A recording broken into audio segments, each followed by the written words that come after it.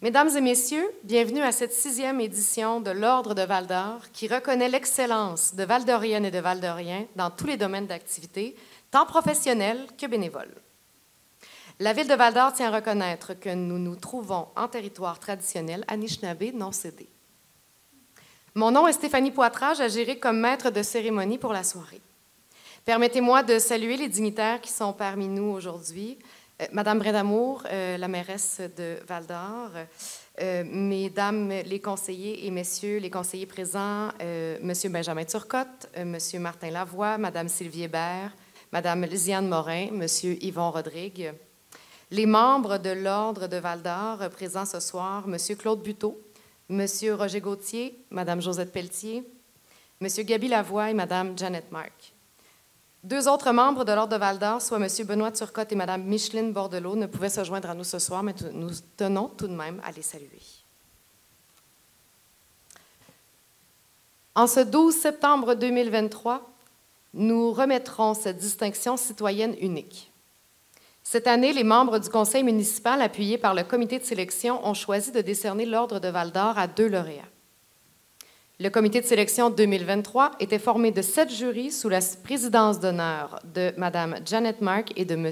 Gaby Lavoie, entourés de représentants de diverses sphères d'activité, soit Mme Céline Brindamour, Mme Marie-Louise Rogers, Mme Anne-Laure Bourdalex-Manin, M. Danny Parker, M. Benoît Turcotte et M. Nicolas Germain-Lacroix. La cérémonie de remise se déroulera de la façon suivante pour chacun des 2 lauréats. La mairesse, Mme Céline Brindamour, présentera la et le lauréat. Nous procéderons ensuite à la remise des décorations et les lauréats pourront vous adresser la parole.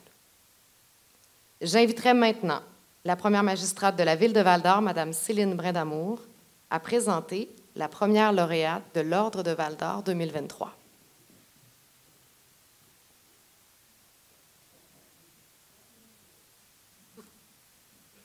Alors oui, bonsoir. Collègues du conseil municipal, membres de l'Ordre de Val-d'Or, membres du jury, représentants des médias, chers invités.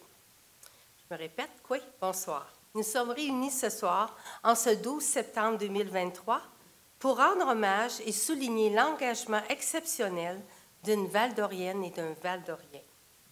Permettez-moi de vous présenter la première lauréate de la soirée. Originaire et résidente de Val-d'Or, ses intérêts sont nombreux et variés, ce qui l'a amenée à œuvrer dans plusieurs secteurs, dont l'éducation, la jeunesse, les personnes aînées, la santé et la culture. En prenant connaissance de l'ensemble de ses actions, il est évident qu'elle est une citoyenne impliquée et entièrement dévouée à la communauté val-d'orienne. Détentrice d'un baccalauréat en sciences de l'éducation, elle a travaillé pendant 34 ans à la commission scolaire de l'Or et des Bois. Dans le cadre de ses activités professionnelles, elle a représenté la région au sein de l'Association des directions scolaires du Québec. Dans le cadre de ses fonctions, mais aussi en tant que bénévole, elle a soutenu un secteur éducatif moins favorisé, soit celui de la musique. Elle a fait une différence auprès de l'harmonie scolaire, tant par l'achat d'instruments de musique que dans l'organisation de compétitions interrégionales. Parallèlement à sa carrière, elle a suivi une formation en prévention du suicide et de la toxicomanie afin d'être répondante bénévole aux appels de la ligne de prévention suicide, et ce, durant de nombreuses années. Depuis 20 ans, elle occupe la présidence du Salon du livre de l'Abitibi-Témiscamingue.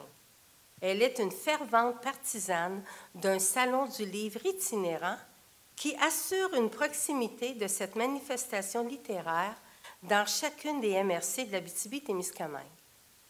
De 2010 à 2019, elle a siégé au CA du Conseil de la culture de l'Abitibi-Témiscamingue, dont 4 années à la présidence. Elle est aussi impliquée dans le conseil d'administration de Vaux-Arts, centre d'exposition de Val-d'Or, depuis 2003, dont 18 années à titre de présidente. En plus de son implication culturelle, elle est active dans le milieu de la santé en œuvrant depuis 17 ans comme bénévole au département d'oncologie par le biais de l'organisme Albatros. Une formation en accompagnement de fin de vie l'amène également à assister des personnes en soins palliatifs ainsi que leur famille à la maison de la Source Gabrielle. Dotée d'une grande énergie, depuis 6 ans, elle s'implique dans la mise en place de séances d'entraînement physique pour les personnes âgées qu'elle anime à la forêt récréative l'été et au centre Agnico Eagle durant l'hiver. Tout dernièrement, elle a co-organisé le premier horticolloque d'Embellir Val-d'Or, qui est un groupe de citoyens qui contribue à rendre notre ville plus fleurie et plus verte. Et c'est sans oublier son implication citoyenne en lien avec la revitalisation du centre-ville, faisant partie de la première série des ambassadeurs du mouvement des Avenues de la Troie. Elle œuvre tant au niveau collectif qu'individuel, ce qui résume l'ensemble de ses réalisations. Un esprit sain dans un corps et un milieu sain. Ses compétences en gestion, son empathie, sa vision et sa grande intuition ont été mises au service de la communauté de nombreuses et diverses façons. Individuellement, elle a brisé l'isolement de jeunes, de personnes âgées et de familles éprouvées. Collectivement, sa vision a notamment permis d'établir la signature du Salon du Livre et la mission éducative du Centre d'exposition où l'art contribue à l'épanouissement de milliers d'élèves. Elle fut aussi impliquée pendant 10 ans dans le comité des nouveaux arrivants. Pour notre lauréate, l'accueil est la meilleure façon de faire rayonner la communauté. Sa volonté de contribuer au mieux-être de la collectivité a permis de mettre en place la démarche artistique Acquis ODI, cicatrice de la Terre-Mère, au centre d'exposition en partenariat avec le Centre d'amitié autochtone. Prétexte pour un rapprochement entre autochtones et allochtones par l'art, la population était invitée à poser un geste poétique pour le rapprochement des peuples à Val-d'Or. Ce sont 500 personnes qui ont participé à la réalisation des œuvres, dont une œuvre de poésie qui a été reprise pour la cérémonie de clôture des travaux de la Commission Vient à Val-d'Or. Cette exposition audacieuse dans un contexte social difficile s'est méritée un prix d'excellence par la Société des musées du Québec en 2019. Mentionnons également son implication durant 12 années au sein du comité Val-d'Or Ville en santé. Elle a fait partie de l'équipe qui a permis de tenir le colloque du Réseau québécois des villes et des villages en santé, tenu en 2004 à Val-d'Or. Calme et posée, souriante et douce, elle a constamment voulu et su partager son expérience en organisation et en gestion, en prenant soin de le faire dans un esprit de dialogue et d'échange. Sa présence est synonyme de bienveillance, d'échange respectueux et de recherche constante du bien commun. Aucun geste n'est trop petit pour elle. Sa devise, toujours aller de l'avant. En reconnaissance pour son apport exceptionnel à la vie communautaire valdorienne, au nom des membres du Conseil municipal de Val-d'Or, des membres du jury, des membres de l'Ordre de Val-d'Or et de tous les citoyens et citoyennes de Val-d'Or, à titre de mairesse, je déclare officiellement membre de l'Ordre de Val-d'Or, et vous l'aurez sans doute reconnu, Madame Ginette Vézina.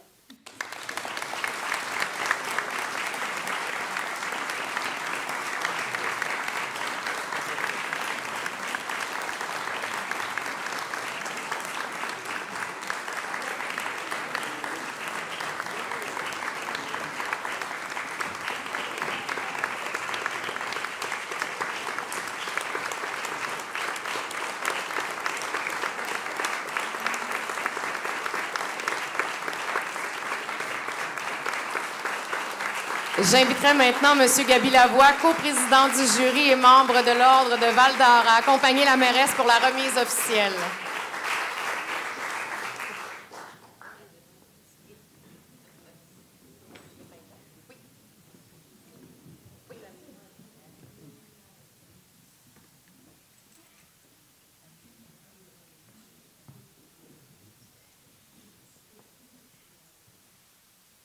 Madame Vézina reçoit aujourd'hui un certificat de l'Ordre de Val-d'Or arborant l'emblème de la ville de Val-d'Or en or 18 carats. Elle reçoit également une épinglette en or de 18 carats, exclusive et numérotée, destinée spécialement aux lauréats de l'Ordre de Val-d'Or.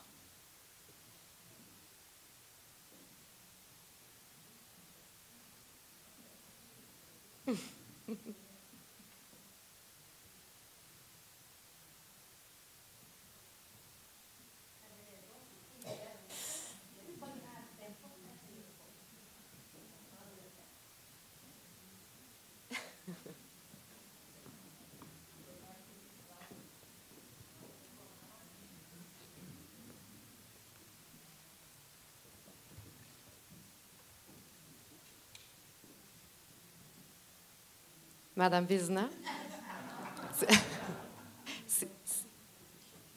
je vous invite, si vous le désirez.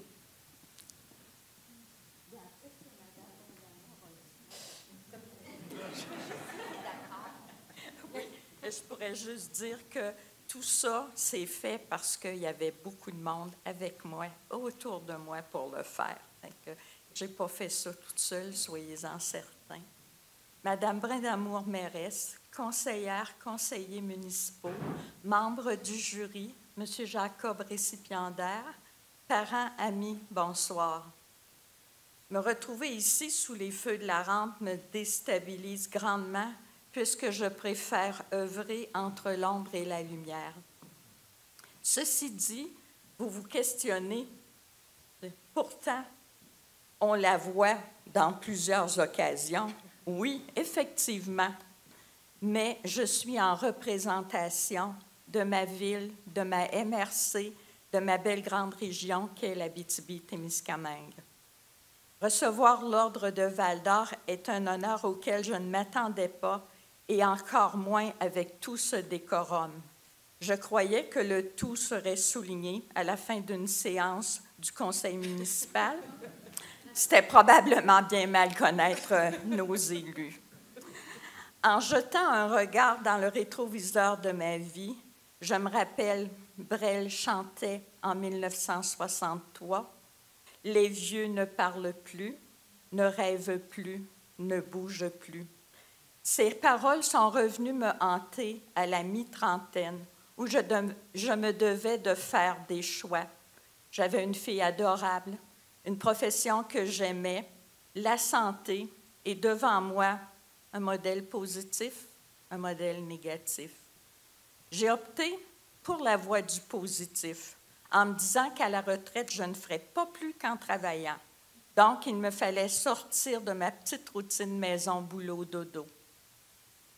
Et, à pas de loup, je me suis impliquée en suivant ma courbe de vie et en me demandant ce que je pouvais faire pour être aidante pour les autres, pour mon milieu. À l'instar de l'oiseau-mouche qui fait des allers-retours du point d'eau au feu pour y verser sa goutte, j'ai fait à ma mesure. Secondaire 1, âge idéal pour former des gardiennes-gardiens avertis. Donc, j'ai répondu oui à l'appel de Mme Alexandra Daou, qui cherchait à passer le flambeau. Secondaire 2, besoin d'intervention en prévention du suicide. Hop, formation, implication. Et je suis happée par le plaisir d'apprendre, d'être utile. Puis s'enchaîne Salon du livre pour protéger, on dit l'itinérance, mais on devrait dire le nomandisme de celui-ci, pour parfaire aussi mes connaissances du monde du livre. Ma voie culturelle se trace. Centre d'exposition, comité reconnaissance de la commission scolaire. Puis, l'heure de la retraite sonne. Si vous avez bien suivi ma courbe de vie, vous n'êtes pas surpris d'apprendre que j'ai opté pour une formation Albatros afin de pouvoir faire de l'accompagnement auprès des personnes ayant reçu un diagnostic sévère. À travers, il y a eu ce qu'on appelle dans le milieu du travail toute autre tâche connexe. Moi, je dirais toute autre implication connexe. Puis, surprise, la fille avec son livre, sa passion pour le culturel dévie de sa trajectoire. Je me dois de contrer le vieillissement, comme tout le monde. Donc, quoi de mieux que d'animer la mise en forme des 50 ans et plus? Une fille qui n'aimait pas ça, faire de l'éducation physique, c'était une nouvelle orientation. En plus, on joue au golf et là, je me suis pris de la passion du pickleball. Donc, c'est parti. Une ligne directrice relie tout ça, l'humain au cœur de mes implications. Désolée, Monsieur Brel. Je vous fais mentir. Je parle beaucoup. Je rêve à de nouveaux défis, je bouge. Ceci dit, par contre, je trahis mon âge parce que si vous avez remarqué, mon texte est écrit à la main. Donc, je suis d'une autre époque, pour ne pas dire d'un autre siècle. Merci à toutes celles et ceux qui me permettent d'apprendre, de me dépasser. Merci à ma fille qui est l'essence de ma vie et qui a réussi à survivre à ce tourbillon. Merci à mes amis d'harmoniser le tout au rythme de mes horaires, de me faire rire, de me faire profiter de la vie. Merci aux élus municipaux qui m'ont fait confiance tout au long de mes engagements. Merci pour votre appui. Merci pour cette belle reconnaissance. Un dernier merci, et non le moindre, à Carmel Adam, André Brisson et leurs complices qui ont travaillé à la présentation de ma candidature. Et sur les judicieux conseils de Clint Eastwood, je laisse la vieille dehors, mais je ne prends pas de chance, je la laisse à la porte d'en arrière parce que moi, je sors par la porte d'en avant pour poursuivre mon dernier droit. Merci beaucoup et bonne soirée tout le monde.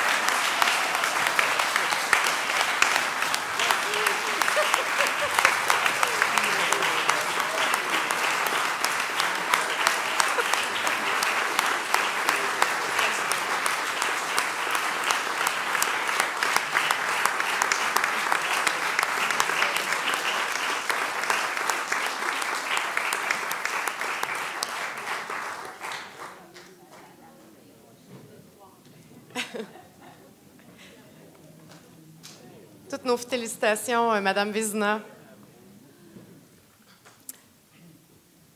J'inviterai de nouveau Madame Céline Bradamour, qui est déjà en poste, merci, à présenter notre deuxième lauréat de la soirée pour l'Ordre de Val-d'Or 2023. Merci. Alors, natif de la Reine, il habite à Val-d'Or depuis son enfance, plus précisément depuis 1965. Le dossier de candidature qui fut présenté fait état d'une feuille de route impressionnante et d'un parcours atypique tout à fait passionnant. Au fil de décennies d'implication, il a œuvré au sein de nombreuses organisations écologistes et d'initiatives locales dont nous ne pouvons ce soir dresser la liste exhaustive tellement elles sont nombreuses. Si le grand public le connaît depuis ces dernières années comme le président de l'Action boréale qu'il a cofondé en 2000 et dont il assure la présidence depuis 2004, il a également cofondé en 1987 et présidé le regroupement écologiste Val-d'Or et environ, connu sous l'acronyme Le Rêve. Il a de plus siégé à différentes instances locales, régionales et provinciales, telles qu'au comité d'urbanisme de Dubuisson pendant près de 20 ans, de même qu'à des commissions de la FEU Conférence des élus de l'Abitibi-Témiscamingue. Il s'est aussi impliqué à la table sur les aires protégées du ministère du Développement durable, de l'Environnement et des Parcs. Notre lauréat s'est également illustré sur les plans national et international, notamment en s'impliquant au sein de regroupements qui ont été et sont encore des références dans leur domaine, qu'on pense au regroupement québécois des groupes écologistes, de même qu'à la Coalition Québec Meilleure Mine, dont il est le cofondateur et co-porte-parole depuis sa création en 2008.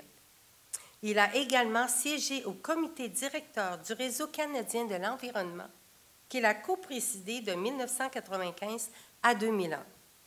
Il a de plus pris part à une rencontre internationale historique sur l'environnement, soit le Sommet de la Terre à Rio en 1992. Il a développé au fil de ses implications des connaissances de la faune, de la flore et des écosystèmes qui lui ont valu la reconnaissance de différents milieux et qui ont fait de lui un interlocuteur privilégié sur des questions environnementales. Cette reconnaissance est aussi venue du milieu scientifique, notamment quand il s'est vu admis comme membre honoraire de l'Association des biologistes du Québec en 2009. Finalement, sur les plans professionnels, notre lauréat a notamment travaillé pendant de nombreuses années pour la communauté Anishinaabe de Kitsisakik comme conseiller, puis à titre de chargé de projet. Il réalise également du bagage de canard d'année en année au Lac-Parent, et ce, depuis plus de 30 ans. Localement, il a largement contribué à l'avancement de la discussion sur les enjeux environnementaux auxquels notre communauté fait face. On ne compte plus les exercices consultatifs auxquels notre lauréat a participé, tantôt relatifs au développement des projets industriels, de projets d'aires protégées ou des enjeux spécifiques tels que la protection du caribou forestier. Comme élu, je dois l'avouer bien humblement, voir notre lauréat entrer à l'hôtel de ville peut nous rendre nerveux.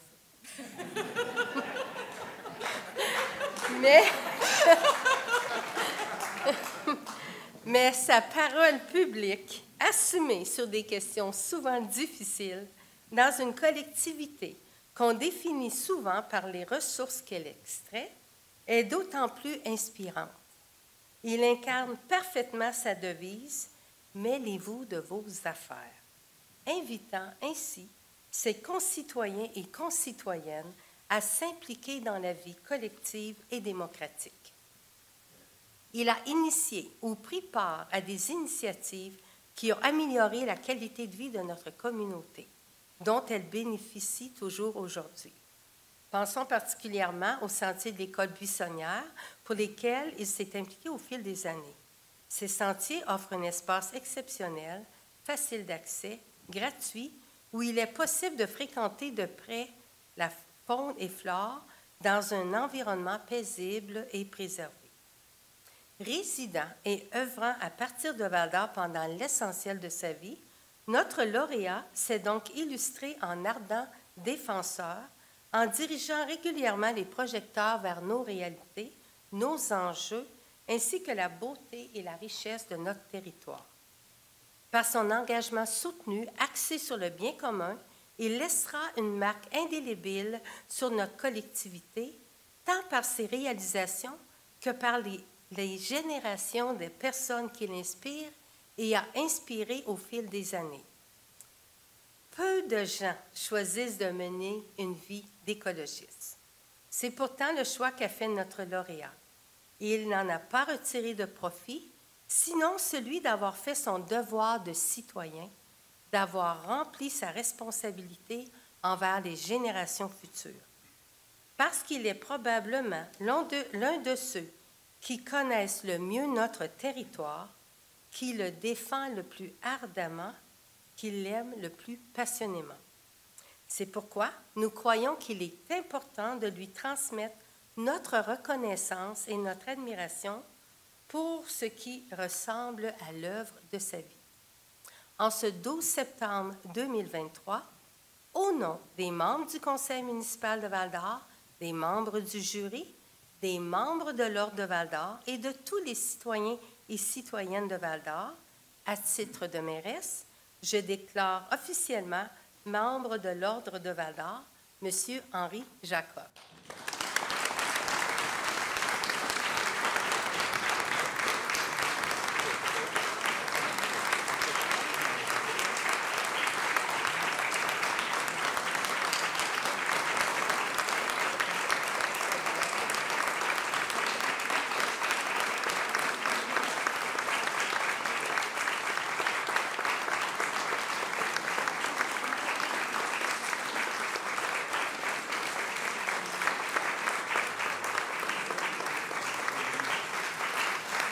J'inviterai maintenant Mme Jeannette Marc, coprésidente du jury et membre de l'Ordre de Val-d'Or, à accompagner Mme la mairesse pour la remise officielle.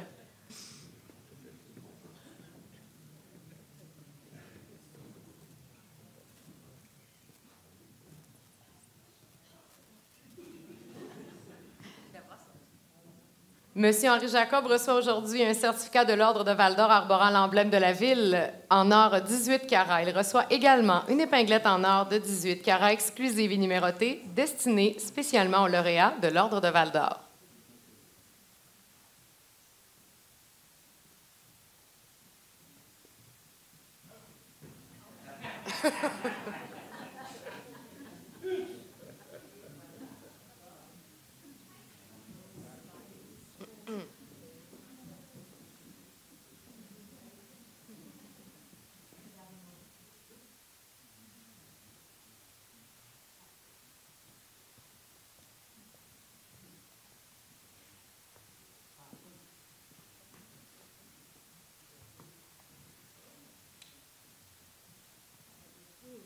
Monsieur Jacob, je vous laisse la parole.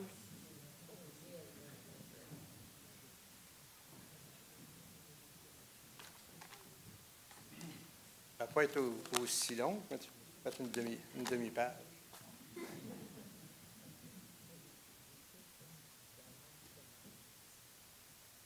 Comme je suis gaucher, je vais commencer à l'envers. Je vais commencer par les remerciements, parce qu'habituellement, je finis par ça, puis je finis toujours par en oublier. Je vais essayer de n'oublier moins, mais je vais sûrement n'oublier pareil. Je vais commencer par remercier ma famille, mes frères, mes sœurs, Gisèle, Jacques, Claire, Lucette, Nicole et René. Il y aura aussi les petits Georges. Je savais que tu me le dirais. Je voudrais aussi, naturellement, je vais remercier Micheline, ma conjointe, celle qui me supporte depuis 50 ans, 51 ans.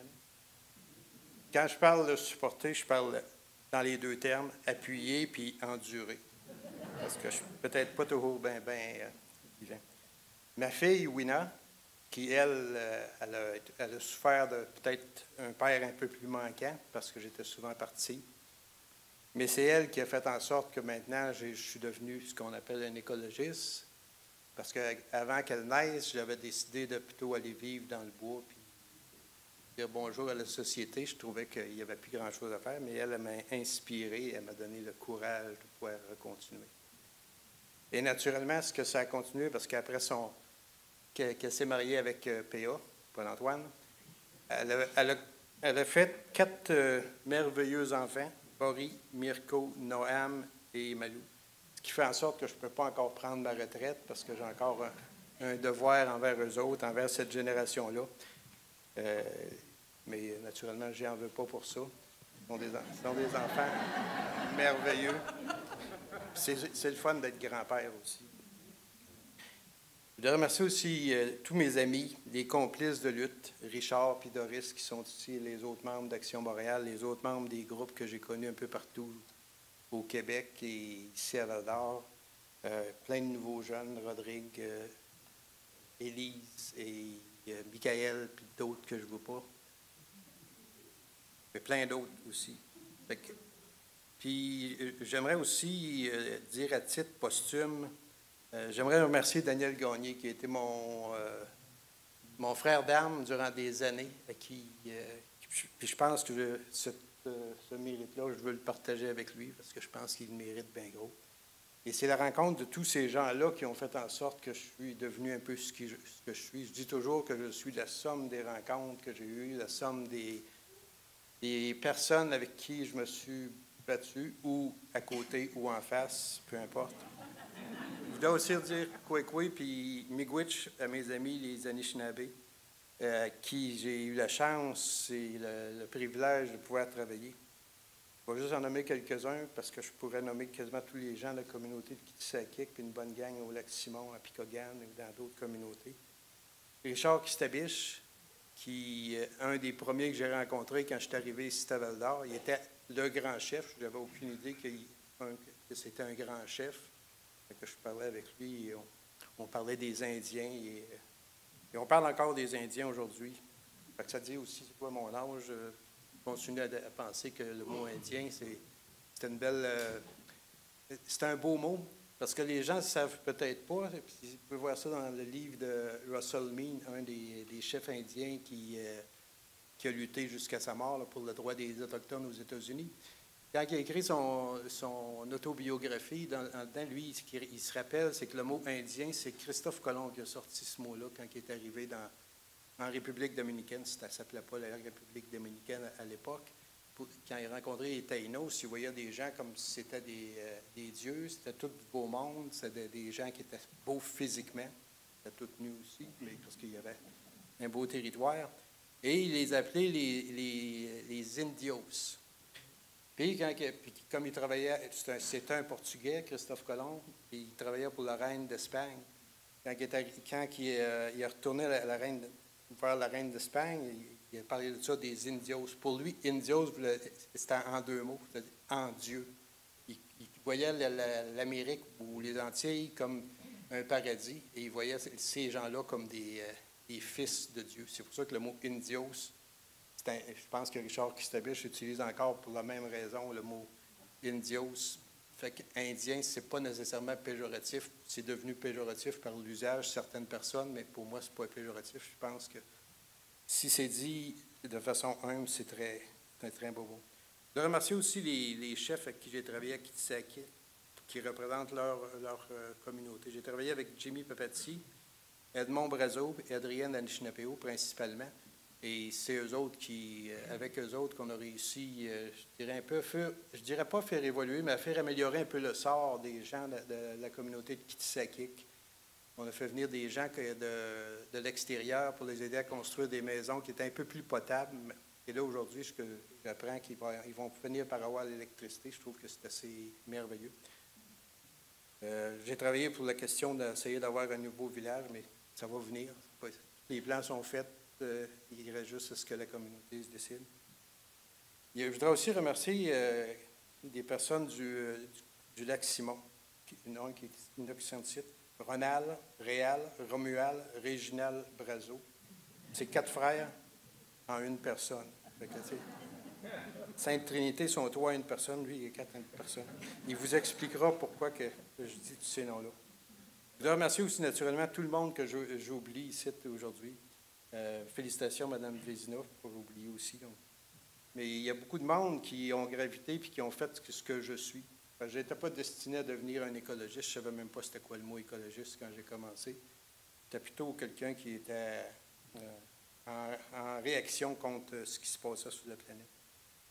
Et je ne vous compterai pas tout ce que Mme la mairesse a si bien énuméré, tous les actions où j'ai participé. Mais je voudrais parler un peu du rêve, le regroupement écologiste Val-d'Or et environ. Les gens ne savent pas que ce regroupement-là a été fondé grâce au maire Pelletier. M. Pelletier, qui voulait se battre contre l'usine de BPC qui était pour avoir lieu à Sainte-Terre, mais il ne voulait pas s'impliquer directement. Ça fait qu'il a dit, tu devrais fonder un groupe.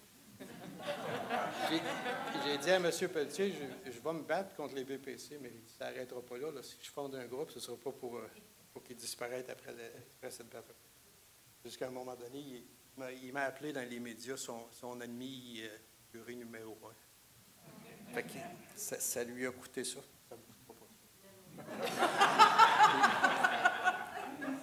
Un des dossiers qu'on a fait, que les gens ne sont peut-être pas au courant, c'est qu'Hydro-Québec, à toutes les années, sur la ligne de transport d'énergie qui part d'Abbé-James, qui s'en vient ici à Val-d'Or, à toutes les années, à l'automne, ils jetaient les nids d'aigles-pêcheurs. Parce que les aigles-pêcheurs, comme il n'y avait plus de gros arbres, vous savez pourquoi? On les a coupés. Ils nichaient sur sur les pylônes d'Hydro-Québec.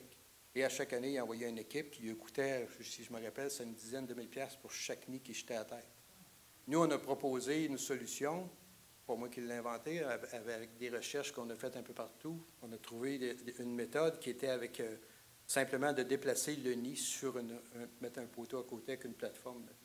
Mais Hydro-Québec n'ont pas tout de suite accepté ça. Ils ont engagé un biologiste qui a travaillé durant 2 ans pour arriver à exactement la même solution qu'on avait proposée. Et aujourd'hui, si vous voulez voir un exemple, vous avez juste à aller à Dubuisson, en allant vers la Minquina, sur la voie ferrée, le 3e poteau. Vous allez voir qu'il y a une plateforme et il y a raconterai pas toute cette histoire-là parce que, mettons, ça a pris 2 ans avant que le poteau apparaisse. Mais aujourd'hui, les aigles reviennent à chaque année sur cette plateforme-là. Puis ça, c'est fait à grandeur du Québec. Et Hydro-Québec s'est promené, du moins durant une dizaine d'années, avec une vidéo pour montrer qu'est-ce qu'il avait fait. Mais ils ont écrit dans leur remerciement à l'oreille. Pour nous autres, c'était correct. L'autre gros dossier, donc, c'était le premier dossier que je pense que c'était une victoire qu'on a eue ici en Abitibi. Naturellement, c'est pas juste grâce à moi. Mais on était à 3 au départ. Il y avait moi, Jake Rouleau, puis l'autre, le nom m'échappe, une autre personne de sanitaire, qui disait que ça n'avait pas de bon sens qu'on emmène tous les produits toxiques parce que c'était pas juste les BPC. Le projet, c'était d'emmener tous les produits toxiques de l'Est de l'Amérique du Nord à partir des Appalaches. Tout ce qui était à l'Est, emmener ça à Sainte-Terre pour les brûler. Et naturellement, à 3 personnes, on a réussi à empêcher ça. Et juste pour raconter la première petite histoire, quand c'est arrivé, quand on a rencontré les avocats, c'était les avocats de la mine Noranda qui travaillaient pour la compagnie qui voulait implanter cet incinérateur-là de produits toxiques à Sainte-Terre, des anglophones, naturellement, de Toronto. Quand on les a rencontrés, on disait, nous autres, ça n'a pas de bon sens d'emmener ça. Tu sais, c'est le danger d'emmener des produits toxiques sur des grandes distances, d'emmener ça ici, et risque d'accident. Puis, naturellement, on ne s'est pas entendu avec eux autres, tellement qu'à la fin, il était tellement mettons, pas de bonne humeur. Ils nous ont dit en anglais, je vais vous le traduire, s'il n'y a pas de... Touchez vos oreilles. Il a dit, je vous traduis, là, littéralement. C'est pas 3 trous de cul comme vous autres qui vont nous empêcher de faire de la business. C'est ce qu'ils nous ont dit. Moi, ce que j'ai dit, regarde, vous autres voulez nous emmener de la merde, nous autres, on va la brosser pour qu'elle sente assez fort pour que le monde se batte avec nous autres. Et c'est ce qui est arrivé. On a réussi, par miracle, à empêcher ça en association avec les communautés autochtones, faut dire, parce j'ai toujours comme principe d'essayer de travailler avec les gens des communautés, parce que je pense qu'en étant un écologiste, j'ai à peu près le même feeling, le même engouement pour la nature qu'eux ont. Seule chose qu'on n'a pas le même vocabulaire pour décrire les différents arbres, les différentes plantes ou les différents systèmes. L'autre chose, bien, naturellement, l'école buissonnière. L'école buissonnière, ce que aujourd'hui, les gens voient qu'ils ont besoin de réparation, mais en fait, ce qui est, quand on a fait ça, les sentiers de l'école buissonnière, au départ, c'était pas juste pour faire des sentiers éducatifs. C'est qu'on avait une compagnie qui s'appelait Forex, à Val-d'Or. Comme la tordeuse de Bourgeon d'Épinette avait mangé à peu près tous les sapins qu'il y avait dans ce coin-là, nous proposait de venir raser cette forêt-là, 40 km², pour après ça nous faire des plantations. Et nous, la stratégie qu'on employait à l'époque, ça a fonctionné, c'est qu'on s'est organisé pour faire des infrastructures qui les obligeaient à être obligés de faire attention. Les sentiers d'école buissonnière, c'était un des premiers qu'on a fait dans le but de... On savait qu'il se faisait des coupes dans ce coin-là, ça fait qu'on faisait des sentiers de façon à les empêcher d'aller dans ces coins-là. On a fait, quelques années avant, on avait fait la même chose avec des sentiers de siphon, du buisson. C'était tout, ça, les gens ne le savaient pas, mais le but était aussi d'empêcher les compagnies de rentrer sur le terrain. On a fait la même chose avec des sentiers de vélo, mais il va falloir en reparler avec la ville pour les remettre en... On va aller en parler demain. Parfait. Ce qui a fait que quand le Québec a fini par signer la stratégie de la biodiversité, donc de faire des aires protégées, quand on a proposé naturellement la forêt Piché-Lemoine, les 40 km², le ministère de l'Environnement est allé voir les compagnies forestières qui avaient des droits dessus. Puis là, les gens des compagnies forestières, ils ont demandé est-ce que ça vous dérangerait qu'on ferait une aire protégée dans ce coin-ci. Bien, ils ont répondu, tant que Jacob va être vivant, de toute façon, on n'est pas capable d'aller couper un arbre. Aujourd'hui, c'est un aire protégée, sauf une petite partie au nord qui on ne désespère pas de finir par la faire rentrer dans l'air. Fait que rapidement, je ne vais pas prendre trop de temps, j'ai juste un petit papier.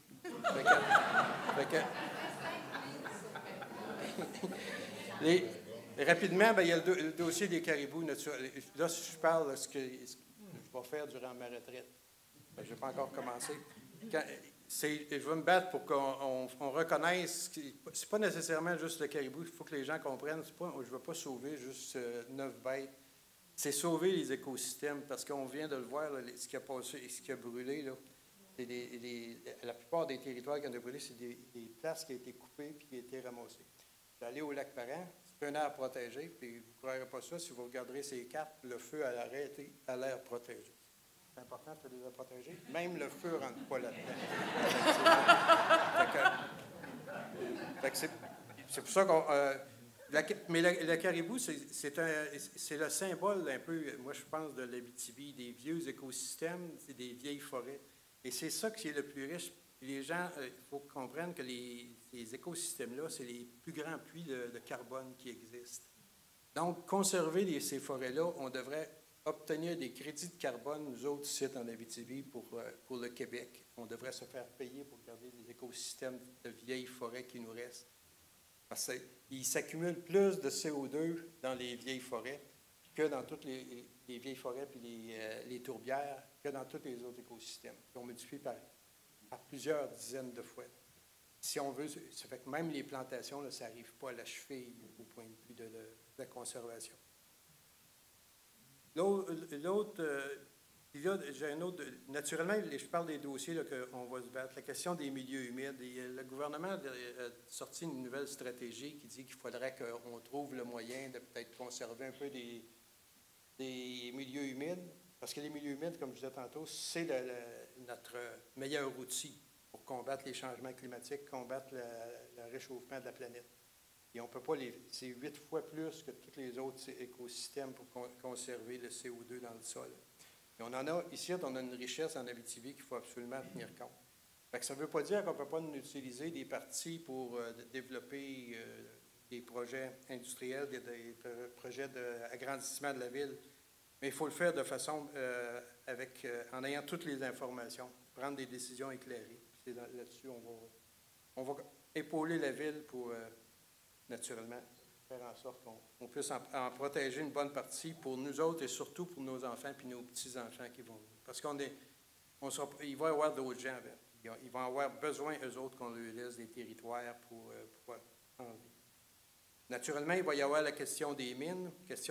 Puis ce qu'on va pousser aussi avec la ville, c'est d'essayer de faire en sorte qu'on trouve des territoires qui s'appellent des TIAM. Le projet de TIAM, c'est des territoires incompatibles à l'activité minière.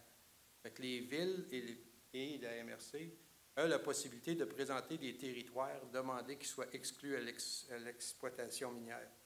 Encore une fois, on ne veut pas que tous les territoires soient exclus à l'exploitation minière, mais on a besoin d'en exclure. Ce n'est pas vrai qu'il faut dire oui à toutes les mines. Parce que c'est beau que les compagnies fassent de l'argent, c'est parce que ce n'est pas nous autres qui faisons de l'argent. Vous savez, dans les mines, à part que les travailleurs, nous, ce qu'on récolte, on le voit dans l'article, ce qu'on récolte, ça va être une ville fantôme dans quelques années, puis c'est pas une figure de style, c'est en train de se faire même pendant que la mine est ouverte. Fait qu'il ne faudra pas que ça vienne de la même chose ici à la ville de Val-d'Or. Fait que quand il y a des projets miniers, je pense que c'est important que la communauté, la ville s'implique pour évaluer si on a vraiment besoin de toutes ces ressources-là présentement. Quand on sait que de l'or, il y a juste 8 de l'or qui sert à faire des produits qu'on dit utiles, faire des micros, faire des téléphones, etc. Le reste, c'est pour faire des bijoux, puis pour faire des lingots d'or. Vous imaginez ça, nous, ici, on sort l'or du sous-sol, qui est la richesse, et on l'emmène à Fort Knox, aux États-Unis, le renfouir dans un hangar de sous-sol, ça coûte des milliards pour les surveiller. Alors que nous autres, si tu découvres l'or, tu le laisses là, il n'y a pas personne qui va te le voler. Fait on pourrait en laisser pour nos enfants aussi. Et ça va la même chose pour les autres métaux puis les autres. La forêt, naturellement, on l'a vu, là, on va sûrement subir un coup. La ville de Val-d'Or, comme les villes ici en Abitibi, Saguenay-Lac-Saint-Jean, Côte-Nord, on vit gros de l'exploitation minière. Mais avec les changements climatiques, puis on a vu avec les feux, on vient de perdre des ressources qui sont assez immenses. Juste le feu de Quévillon, c'est 1,5 milliard d'hectares qui a brûlé. Et la majorité de ces forêts-là venaient de jeunes forêts de 40 ans en descendant. Donc, c'était la capacité forestière pour les prochaines années qui a brûlé. nous a coûté aussi des centaines de millions pour replanter et pour entretenir. Fait qu'il va falloir repenser ça, puis je pense encore une fois que ça va prendre des vrais bons débats dans toute la société. Dernier dossier que je pense que c'est important ici à Val-d'Or, c'est la question de l'eau potable. On a une richesse phénoménale. Vous savez que sur la planète, il y a juste site en Abitibi quasiment qu'il y a des escales avec la qualité de l'eau qui existe. C'est une des raisons pourquoi, c'est parce qu'on a l'argile qui est en dessous qui fait en sorte que l'eau qui était là dans le temps des dinosaures a quasiment resté encore là. Fait que c'était une qualité d'eau qui n'existe pas nulle part sur la planète. Vous ne verrez pas ça en Russie, en Norvège, en Suède. Les escales ne retient pas l'eau pour aussi longtemps que nous autres. Ici, on en a un ici à Val-d'Or qui est pas assez proche. Je remercie la Ville de nous avoir aidés là-dessus à empêcher qu'une compagnie l'exploiter pour faire une gravière. C'est une richesse et c'est l'avenir de Val-d'Or. Je pense qu'il faut absolument... Et ça va être la prochaine ressource la plus importante sur le plan. En finissant, ce que moi je souhaite avec la Ville, c'est un peu comme disait, de mêler de nos affaires. Puis je pense que c'est ça qu'il faut faire. Il faut trouver le moyen d'impliquer les citoyens, parce que puis les responsabiliser. C'est beau d'avoir la Charte des droits et libertés, mais on a aussi des responsabilités qui vont avec ça. Puis si on va avoir une belle ville, une belle région, bien, il faut que les gens s'impliquent. Pas nécessairement tout faire comme moi, là. Je pense que ça serait fatigant. Ça serait? Ah oui, c'est assez. Peut-être. Mais 2, 3, ça aurait été pas pire aussi. Mais je pense que c'est important de faire en sorte. Puis un des moyens que je vois, moi, qui pourrait facilement se faire, c'est de faire des débats, organiser des débats pour que les gens puissent un peu avoir un mot à dire sur ce qui se passe un peu partout dans l'aménagement du territoire, peu importe la question. Et les gens, s'ils se sentent impliqués, vont défendre le territoire. C'est ça qu'il faut qu'on fasse. Il faut que les gens soient les gardiens, qu'il y ait autant à chaque maison que ce soit un gardien du territoire. Donc, quand ils voient quelqu'un faire un vandalisme, et quelqu'un se dit « Hey, tu prends quelque chose qui m'appartient, puis ça va nous coûter plus cher. » Si les gens ne sont pas capables ou ils sont trop gênés, bien, qu'il y ait un numéro à la ville, là, qu'on puisse... Fait que ce que je vous dis, bien, je ne prendrai pas tout de suite ma retraite. Je vais prendre encore une couple d'années. Puis je vais encore... mais ce que je peux vous dire... quand on m'a proposé cette dénomination, quand Mme Brindamour m'a appelé, j'étais un peu ambigu sur la question. Je me disais, moi, je suis habitué de plutôt... Parce qu'il y a la différence entre un environnementaliste, entre un écologiste et un bénévole. Moi, je suis un militant. Je ne suis pas vraiment comme Mme Vézina, je ne suis pas nécessairement un bénévole. La différence, ce qu'il y a de pareil, c'est que le salaire est égal. Ça, pour l'argent, c'est égal. J'espère que vous ne gagnez pas plus que moi. Alors, ça, je peux vous le garantir. Toutes mes applications, je ne suis pas payé. La différence, c'est que souvent, les bénévoles, puis ce n'est pas à votre désavantage, c'est que les bénévoles, on leur donne des tapes dans le dos. Les écologistes, bien, on leur donne des coups de pied dans le cul. Bien, je vous remercie beaucoup à tout le monde. Merci à la Ville.